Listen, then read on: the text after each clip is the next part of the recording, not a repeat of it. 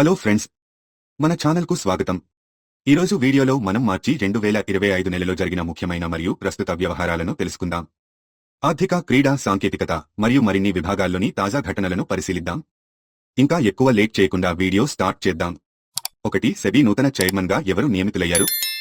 మొదట ఫైనాన్షియల్ వార్తల్లో SEBI securities and exchange board of ఇండియాకు నూతన చైర్మన్గా తుహిన్ కాంతపాండే నియమితులయ్యారు. భారత్లో పెట్టుబడుల నియంత్రణలో కీలక పాత్ర పోషించే ఈ పీఠాన్ని ఇప్పుడు ఆయన చేపట్టారు. ఆన్సర్: తుహిన్ కాంతపాండే. 2 జనవరి 2025లో యూపీఐ లావాదేవీల విలువ ఎంత? డిజిటల్ చెల్లింపుల పరంగా యూపీఐ యూనిఫైడ్ పేమెంట్స్ ఇంటర్ఫేస్ వ్యవస్థలో జనవరి 2025లో జరిగిన లావాదేవీల విలువ 23.48 లక్షల కోట్లు రాబడింది.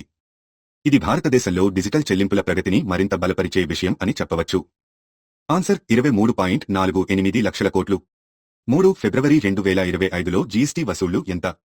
ఇక జీఎస్టీ వసూళ్ల విషయానికి వస్తే ఫిబ్రవరి 2025లో 1.84 లక్షల కోట్లు సేకరించబడ్డాయి.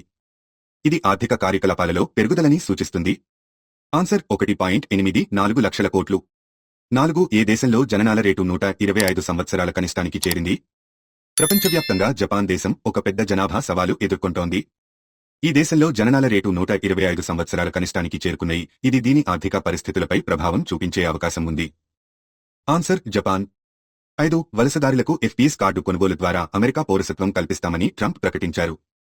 అయితే ఈ గోల్డ్ కార్డు విలువ ఎంత? అమెరికాలో వలసదారులకు ప్రత్యేక గోల్డ్ కార్డు అందించడం ద్వారా వారు అమెరికా పౌరసత్వం పొందగలుగుతారు.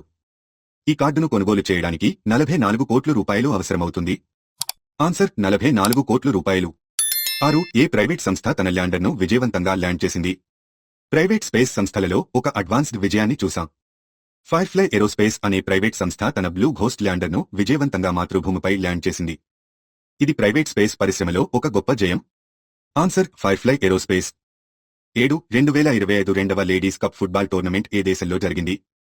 క్రీడల రంగంలో 2025 రెండవ ladies cup football tournament UAE United Arab Emirates లో జరిగింది.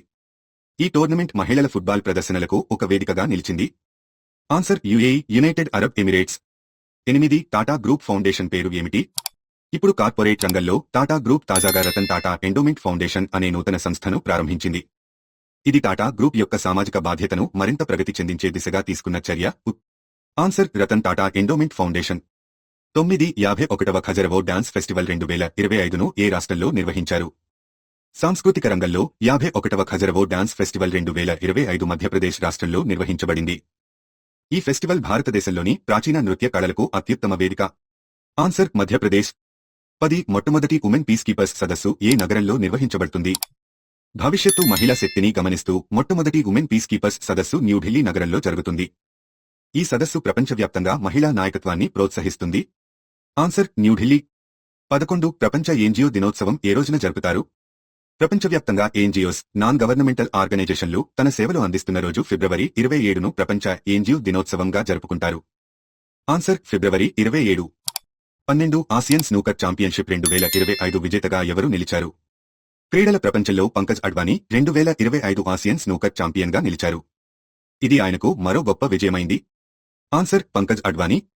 13 2024లో ప్రపంచ ఐపీఓలలో భారత్లో లిఫ్ట్ అయిన ఐపీఓల శాతం ఎంత? చివరగా 2024లో ప్రపంచ ఐపీఓలలో భారత్లో 23% ఐపీఓలు లిఫ్ట్ అయ్యాయి. ఇది భారత ఆర్థిక వ్యవస్థలోని బలమైన వృద్ధిని సూచిస్తుంది. ఆన్సర్: 23%. ఇవి మార్చి 2025 నెలలోని ముఖ్యమైన ప్రస్తుత వ్యవహారాలు. ఇది మన దేశం మరియు ప్రపంచంలో జరిగే చాలా ముఖ్యమైన పరిణామాల ప్రదర్శన. మరిన్ని అప్డేట్స్ కోసం మన ఛానల్ను సబ్స్క్రైబ్ చేసుకోండి. మీకు ఏదైనా టాపిక్ లేదా జాబ్స్ సమాచారం తెలుసుకోవడానికి కామెంట్ చేయండి, మేము తప్పకుండా రిప్లై ఇస్తాము. ఈ వీడియో మీకు నచ్చితే లైక్ చేయడం, షేర్ చేయడం మరియు సబ్స్క్రైబ్ చేయడం మర్చిపోవద్దు. మరిన్ని అప్డేట్స్ కోసం మళ్ళీ కలుద్దాం. అప్పటి వరకు మా ఛానల్లో పోస్ట్ చేసిన మరిన్ని వీడియోస్ చూడండి.